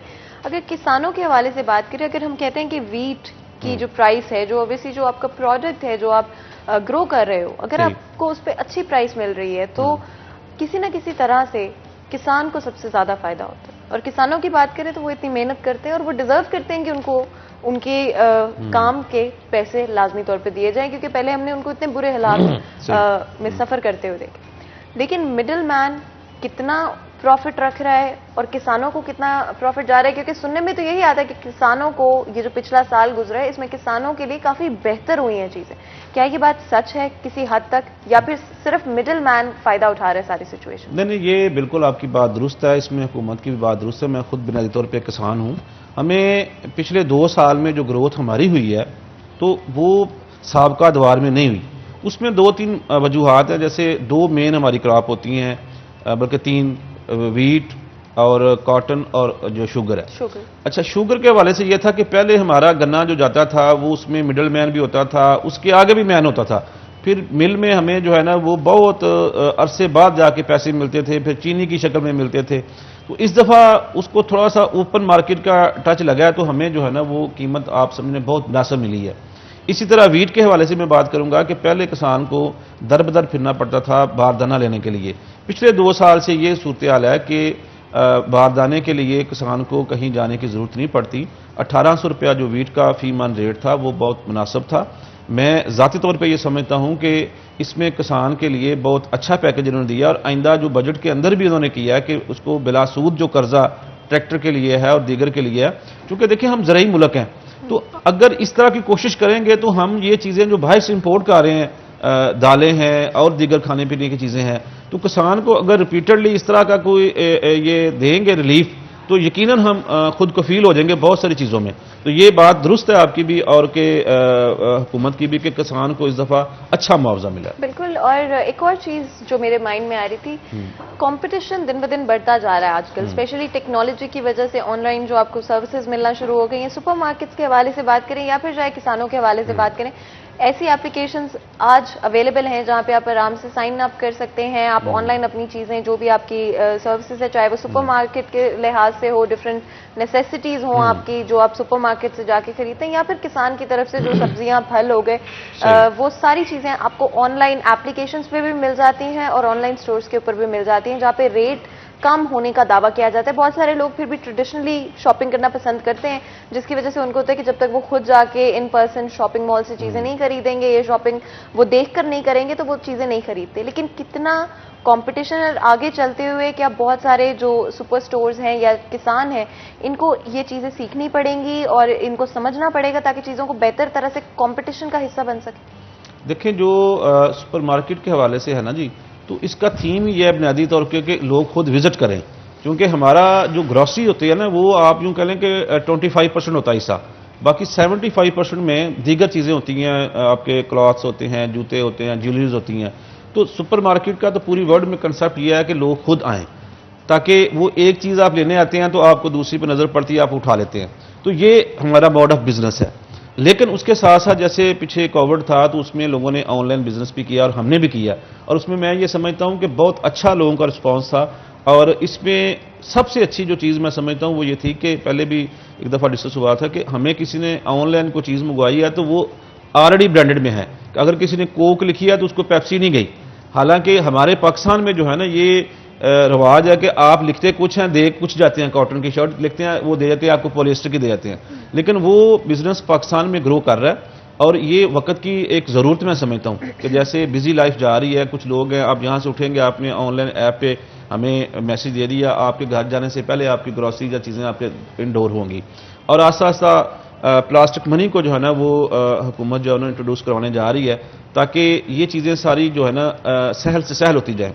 और दूसरा, किसान के हवाले से मैं समझता हूँ कि पाकिस्तान को चाहिए कि जैसे चाइना पे हम बहुत डिपेंड कर रहे हैं, बहुत सारी मशीनरी जो है एग्रीकल्चर के हवाले से है वो चाइना ने बनाई है, तो इनको चाहिए कि उस सैंपल्स को लेके यहाँ पे आएँ, ताकि देखें ना आज से 15 साल पहले 20 साल पहले मैनुअली हम कटाई करते थे गंदम की, फिर आहिस्ता आहिस्ता वो रैपरिंग आ गई, फिर हार्वेस्टिंग आ गई। अब उससे भी जदीद आ गया कि जो एक 100 बंदा कर रहा था काम वो 2 बंदे कर लेते हैं।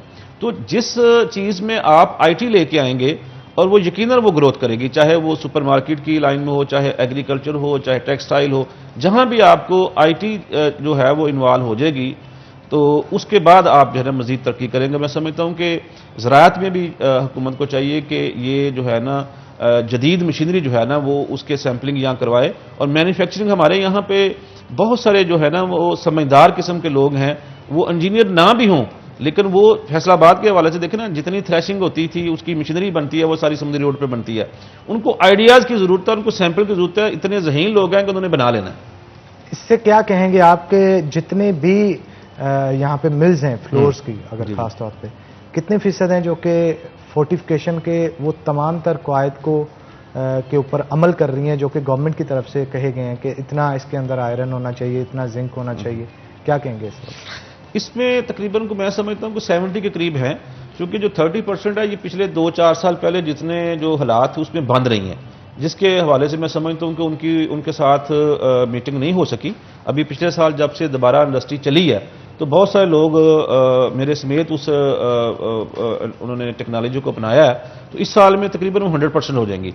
इसमें जो ना करने वाली बात थी कि जो इंडस्ट्री बंद पड़ी है तो उसको कैसे वो उसको जदीद तकाज़ों लेकिन स्टिल आपने अभी भी बताया कि बहुत सारे लोग ऐसे हैं जो कि गवर्नमेंट की काविशों की वजह से कि नहीं उन्होंने की, वो प्रॉपर फोर्टिफिकेशन नहीं कर पाते। तो क्या डिमांड्स हैं आपकी सवाल? जी, मेरी ये डिमांड है कि जो जहां से भी कोई फंड आए हैं ना, मुख्तलिफ लोगों ने डोनेट किए होते हैं, यानी WHO ने किया है या कहीं ने किया, तो वो डिवीजन वाइज जो है ना वो तकसीम करके दिए जाएं ताकि वो मामला जो है वो हल किए जाए, ना लाहौर पे लग जाए ना पिंडी पे। वो फैसलाबाद को फैसलाबाद का हिस्सा मिलना चाहिए, गुजरावाले को गुजरावाला का हिस्सा मिलना चाहिए, ताकि जो सेहतमंद चीज माशरा है वो वजूद में आ सके। बिल्कुल आप ठीक कह रहे हैं। बहुत शुक्रिया आज के शो में आपका आने के लिए। इसी के साथ नाज़रीन आज के प्रोग्राम से अपने मेजबान हन्नान बुखारी और फातिमा नासिर को इजाजत दें। अपना बहुत बहुत ख्याल रखें। हम मिलेंगे आपसे अगली दफा। तब तक के लिए अल्लाह हाफ़िज़। अल्लाह हाफ़िज़।